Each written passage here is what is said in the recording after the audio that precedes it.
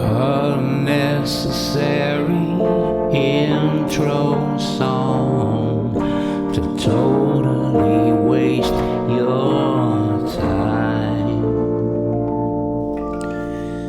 I think one of the most dangerous things about getting siloed or having an echo chamber or anything like that is that it can be very easy, to just be sort of cheerleaders for each other, blaming other people for their problems. This is what's tiring about. I've been talking about how I've moved away from individualism and I'm going more for tribalism just because I see the way God made things, nature, reality, rather than the way I want them to be, the ideal, but just no, God made these people like this and these people like that, and we can identify them, and you can tell by their genes. You don't even need to look at their face. You can just look at their genes and you can go, different creations, similar, can mate with each other, blah, blah, blah, and but part of the problem with tribalism or in groups, or I guess this really isn't a tribalism thing. It's maybe one of the things I never liked about the tribalism stuff is that I don't really get along with my tribe. So, if white people don't embrace tribalism, then white people disappear. They are disappearing, right? Why does that matter? I don't know. Same reason why it matters that my flock of pigeons sticks around and that the lawn stays green. The tree doesn't die, and that we don't pollute our rivers. Because white people are beautiful. They're gorgeous. They're beautiful. They're amazing creations, It's wrong to see them mistreated. It's wrong to see anybody mistreated, but especially people that are like you, and to participate in it. Whatever. I'm getting off track already. But I mean, that's why I'm just saying that sometimes if you just get together as a group, you go, oh yeah, it's the Jews. The Jews did it. If it wasn't for the Jews, then everything would be great. Okay, maybe that's true. But can you not outsmart the Jews? Can you not play the same game as the Jews? We can be tribalists just like them. We can own banks just like them.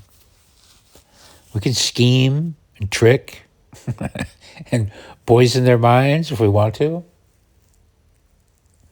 Tribalism for me, but not for thee. We can start campaigns that just say, you're just a Jewish supremacist. Jewish, we can market that phrase, Jewish supremacist, around. We can market it for 50 years and make it the most evil thing in the world. We can immediately, if anybody even looks at us sideways, we can go, what are you, anti-white? You anti-white scum. How dare you hate? You just hate me because I'm white. We can do that.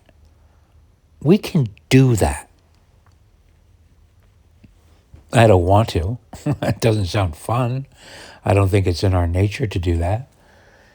I think probably the worst trait the white people have is thinking, hey, what we're doing is pretty great. If you try it, you'll like it too.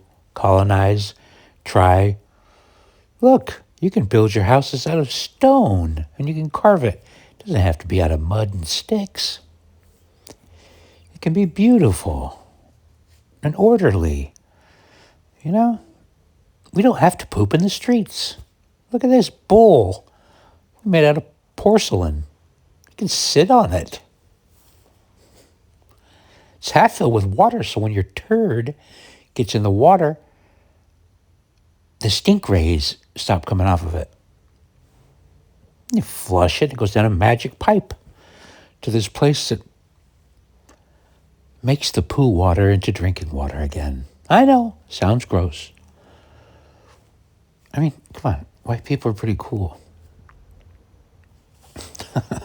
But other people don't want to live that way. I'm way off track. This is not what I wanted to talk about at all. I just watched a video of a guy I used to know in San Francisco. There's other videos I made on this channel. Comedian guy, and his agent hired me to take press photos for him, and that's how I learned about him. He had a deal that was supposedly coming up with a new show on HBO, and he's a comedian that basically just robs Monty Python. He does Monty Python. He does his version of Monty Python, and he's pretty good at it. American guy, Anglophile. And he does this, segues, the Monty Python segues, and you might think he's really super smart, because he seems smart. I'll tell you he's smart. I'll tell you he's smarter than anybody, because he's a satirist. And satire is basically the art of being better than everybody else. You make fun of them, you mock them. It's satire. Satire never comes from a place of humility. It comes from a place of confidence, right? So he's a satirist. So if you're around him for long enough, he's going to find out what's wrong with you, and he's going to mock you too.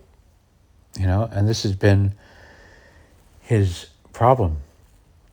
About a couple months ago, I get his videos, much how you guys get my videos, and I go, oh, there's Will. And we became friends here in San Francisco, and he was down the dumps, had no way of meeting girls, and I was always hanging out with women, and I was known for being the guy out on the town with women on my arm all the time, and he had no way with women, and he's just a manic, crazy guy.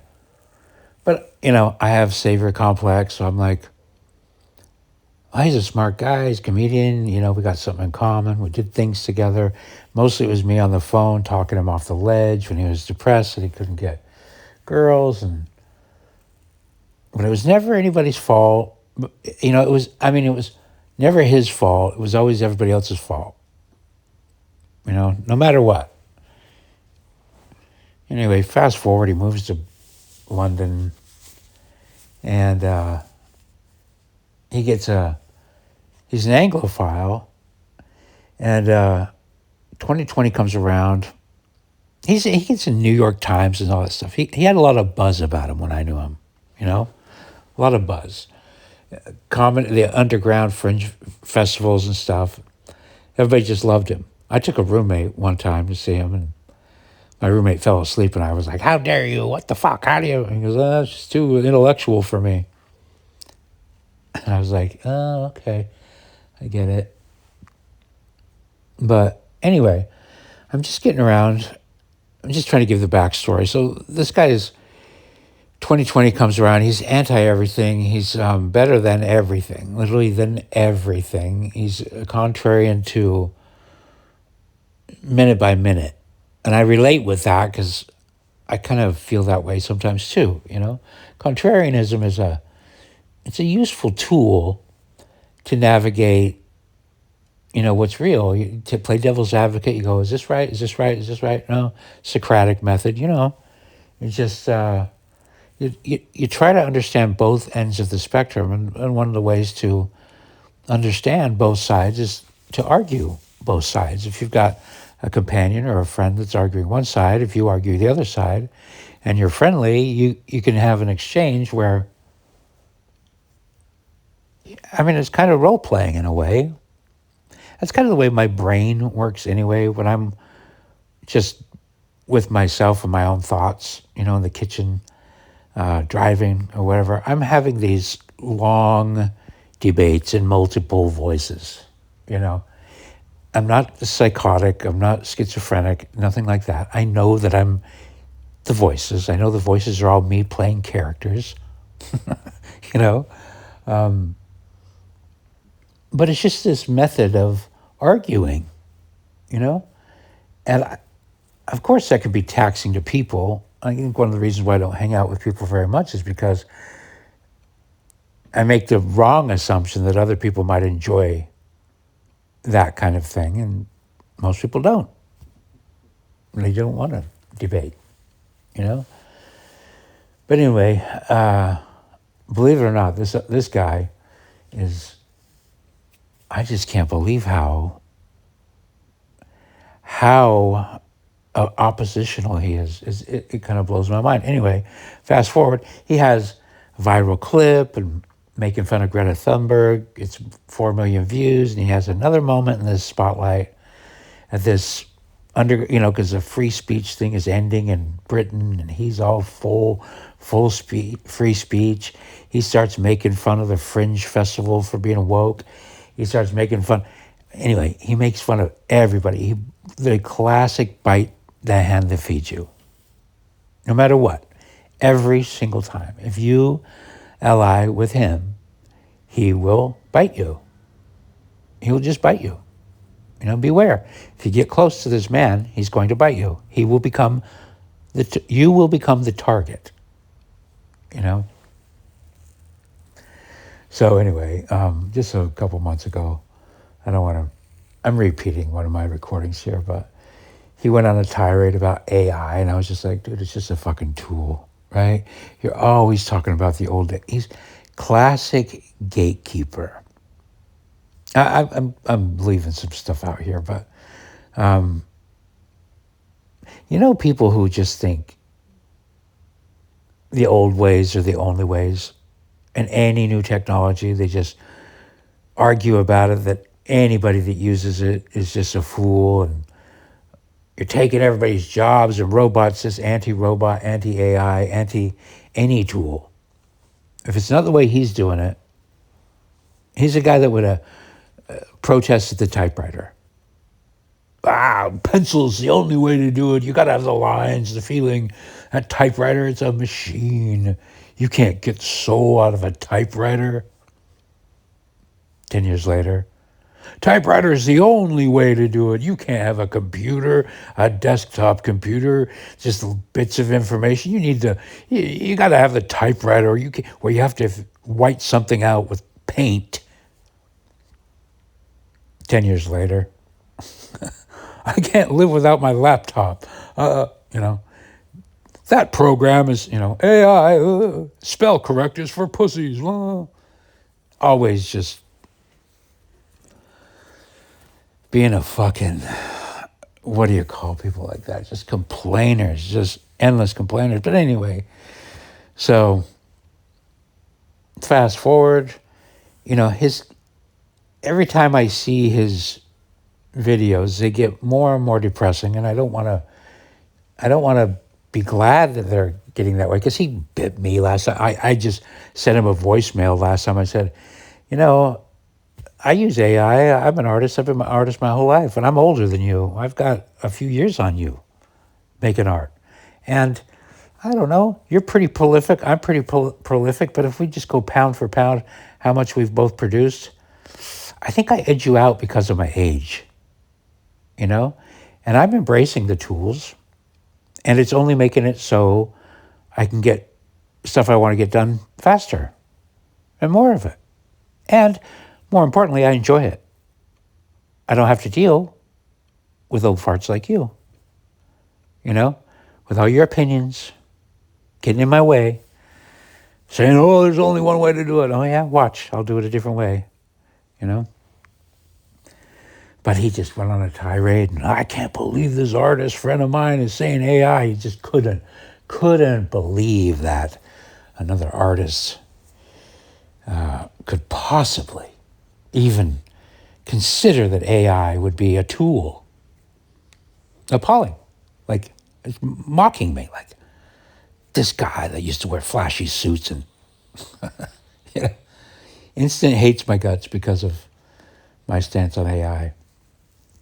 So I'm watching this video today of him, and this is what it's come to. He opens the video and he says, I'm wearing a tie because I need a job. I want you to hire me. And it's a video he's making for his Patreon followers, which at one point were many. And as the years go by, they seem to get smaller and smaller and smaller because he bites. If you say something, he bites you, you know? And I don't want to make fun of his physical appearance, but his teeth are not something you want to be biting into you, you know? He doesn't literally bite. I hope you understand. This is a metaphor, right? But he's just sitting on there begging people to finance a documentary he wants to do against the councilman in England. Apparently they have people that just come around and collect taxes monthly or something, you know, and he didn't have money because he's broke. The guy's broke. He has pushed away everybody. He complains about billionaires. He complains about the people that own the clubs. Every single person that's ever hired him. He's talking about how he was doing this mystery theater, but he had to stop doing that because the woman that ran it was just an imbecile. She's an idiot because her favorite movie is Inside Out, which is a Pixar movie. And he can't believe that somebody would have a Pixar movie as their favorite movie. I just watch this guy and I just go, how, you know, it turns out, how are you so superior to everybody while you're sitting there broke and begging Patreon's subscribers to pay for you? While you're complaining and you're advertising the fact that every time anybody else has helped you, that you made their life miserable. Like the guys who owned the comedy club, Comedy Unleashed, which were trying to do this uncensored thing. The people that hosted him so he could have his Greta Thunberg clip to, you know, have 40 million views, they fired him and deleted all of his stuff off their website. But it's their fault because they're censoring him. But why? Because he turned on them. He started mocking and satirizing them. The Fringe Festival banned him because he started mocking the Fringe Festival. It's just like, do you notice a pattern here, pal? You know? If you lash out at everybody that comes near you and helps you, people stop helping you. And that's fine if you know how to live and earn money.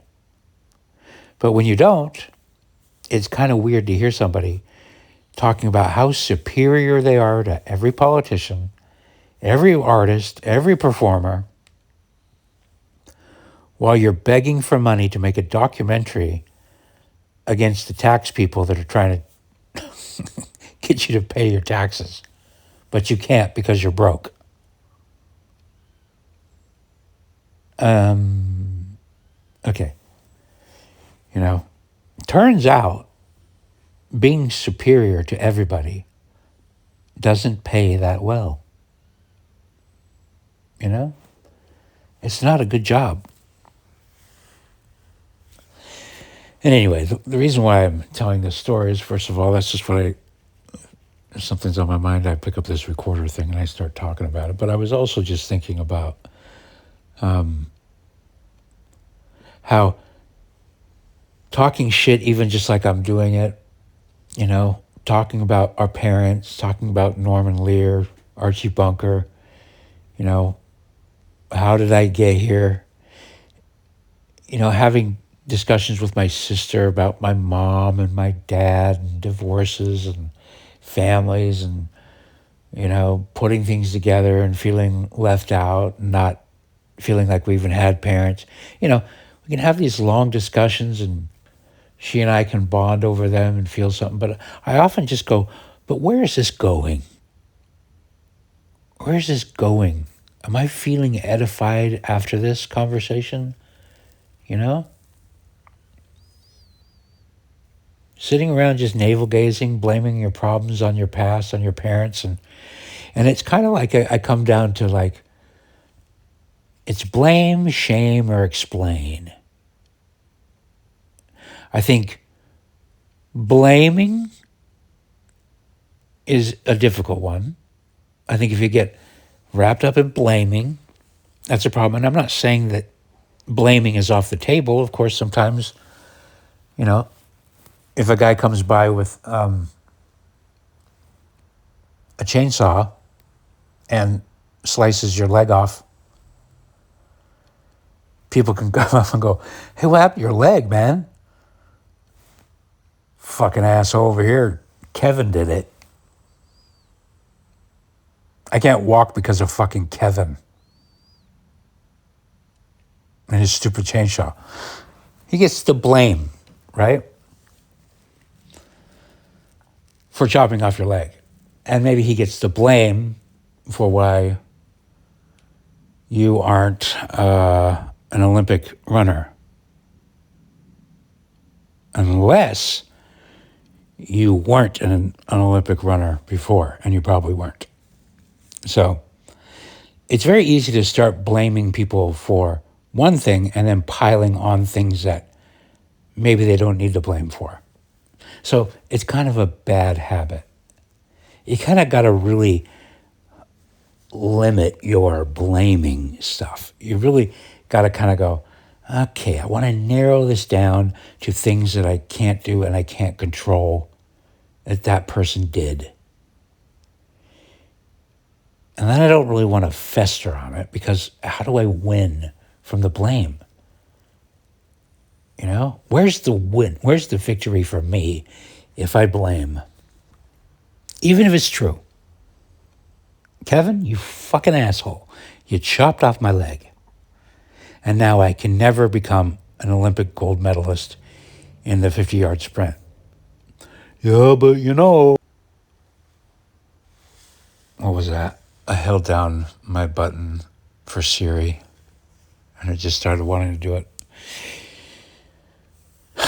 Anyway, what was I saying? I was making fun of Kevin.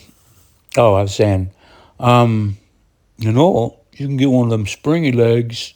Turns out the fucking amputees run faster than the guys with normal legs. You don't say. I'm going to go get me one of them springy legs. Get a springy leg. Suddenly you're a fucking bionic man. Leaping over buildings in a single bound, I don't know. If you blame people, it's just an excuse. It's just you're limiting yourself. I don't want to sound like fucking Tony Robbins, okay? And shame too, it's another one of those things. It's just like, okay, I don't want to live in a shameless society. I think shame is good. I think we should feel ashamed when we do something stupid. And I think that we should shame people that are doing something stupid. But again, in moderation. There's a point where it's too much. And I feel like with blame and shame, people have a hard time regulating how much blame and how much shame. And then you get to the explain part, which is what I use that to justify these long conversations with my sister about our about our childhoods, and how when we go back and look at pictures of our childhood, we go, oh God, ugh. They're not like, oh, I remember that. We're like, yeah, I remember that. That wasn't so great. I remember that. Except for if there's grandma. Grandma in the photo, for some reason, just changes it. Grandma brought good memories. With her flappy wing arms. She had skin that flapped down off her arm like she had wings that were just really impressive.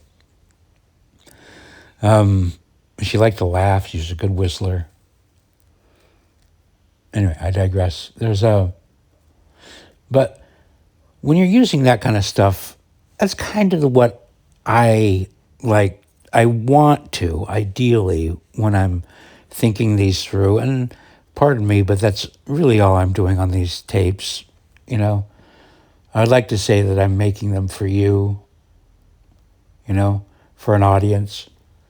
But really, I'm just kind of thinking out loud, And the justification I have for navel gazing that I do is that it's fun to explain why things happen. And even with the Charlie Kirk stuff, when I go into anything, I try to go, what's the explanation for this? And if you start trying to figure out why Tyler Robinson would do stuff, oh, I know, wow, alarms, oh, I can't fucking believe the Fed narrative, Merkley. Yeah, hey, but guess what? Shut the fuck up. Get off my channel. I don't care. I don't care if you think I'm stupid because I watched videos and I came to my own, I'm not even going to say conclusions because the fucking thing hasn't even started yet. The trial hasn't even started. We haven't even seen the case. Everybody's got their mind made up. But I'm sorry, but I'm using my eyeballs to look at what the available evidence is. And there's lots of pictures of him driving around in the area at this place and that place, going to and from and blah, blah, blah. And I don't even want to get into that. So shut the fuck up, you people that want to tell me I'm an idiot because of that. Just go the fuck away. I don't care. I honestly do not care what the fuck you think. Anyway, so sorry about that. But yeah, when I'm looking into that, and I'm looking at all this footage, and I'm looking at every angle, and I'm looking at the progress of, the pride flag in a classroom, and the Archie Bunkers, and the cartoons, and the Simpsons, and just this degrading, nonstop algorithm and curriculum to teach a kid that being white is bad, and being male is bad, being Christian's bad, being this is bad, and all those things that would lead this person to go, I'm taking Grandpa's rifle and I'm going to make a stand. I'm going to Luigi this shit. I'm looking to explain it. Do I want to blame the flag people? Yes. Do I want to shame them? Yes. But I mostly want to explain it because the explaining is the way out.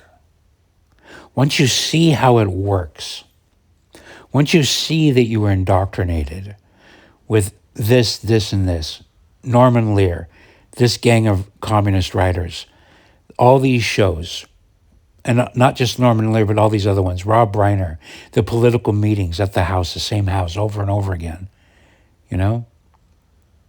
Once you can explain why white people aren't breeding, once you can explain why young white men are feeling suicidal and angry and acting out in all kinds of different ways, some of them becoming Nazis, some of them becoming furry trans people that shoot Charlie Kirk in the neck.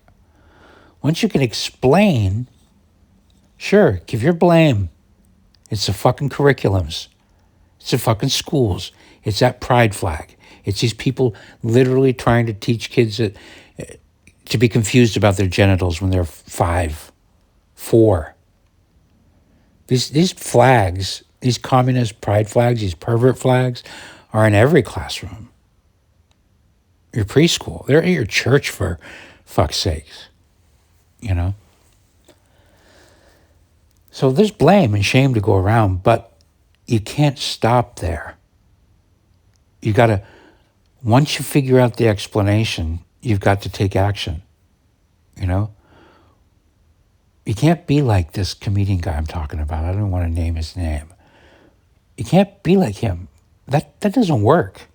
You just end up in a fucking council flat in England acting out a fucking, not Tom Sawyer, who's the guy? I want more, Oliver. Some guy commented with Oliver. He's fucking turning into Oliver. A superior Oliver. Please, can I have a dime, you fucking piece of shit? You scumbag capitalist. Will you please fund my art? You scum. It's pathetic. It's pathetic is what it is. It's pathetic for people to sit around and blame all their problems on somebody else. This is me being Archie. That's what I mean. We come full circle. The whole point of Archie was to mock the position I'm taking right now, which is you got to fucking make your own way in your life. If your life sucks, you have to do something about it. You can dish out some blame. You're allowed to dish out some blame. You are allowed to give out some shame. But if it's all blame and shame, you ain't got no game. Okay, I apologize for that. I didn't plan it. I do. I apologize for that rhyme. That was terrible. But it is true. It's don't be like that guy. Don't be like that guy. He has talent. You know, he has ability. He could if he wanted to. If he wanted to. You know, but he would mock this. I promise you, this is recording here. He would mock endlessly as Tony Robbins bullshit. And he's begging a dwindling number of Patreons for money so that he can make a satire documentary of the council people that are trying to collect money from him before they throw him in jail. I mean, it's just like, I just sometimes just go, the lack of self-awareness, the lack of accountability, self-accountability that some people are just willing and, you know, just the audacity to not even be able to go, I did this to myself. Anyway, I don't know if we learned anything today. I learned that for all my savior complex that I have had in my whole life, I don't think I saved a goddamn soul once. I don't think I ever saved a single person from shit. You know?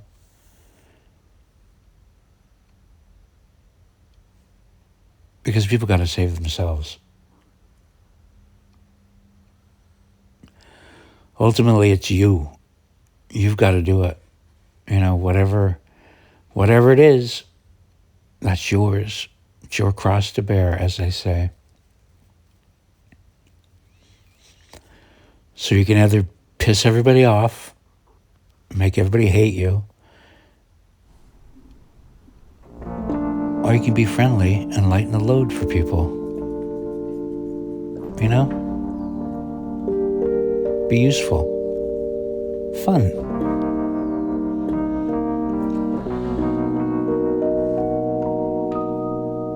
Thanks for listening. Unnecessary outro song to totally waste